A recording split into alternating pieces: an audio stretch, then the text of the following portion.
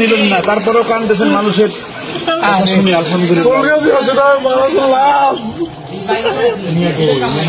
আল্লাহ, এই মানুষগুলোর চোখের পানি বুঝতে হলো এখানে আসতে হবে। এই মুরব্বী আমাদের কাছ থেকে ত্রাণ নেয় নাই, বলতেছে আমার দরকার নাই, ফুলগাজী যাও, ফুলগাজীর মানুষ মারা যাচ্ছে সমানে। আল্লাহ মুরব্বীকে আল্লাহ রাব্বুল আলামিন কবুল করুক, আমিন আমিন আমিন।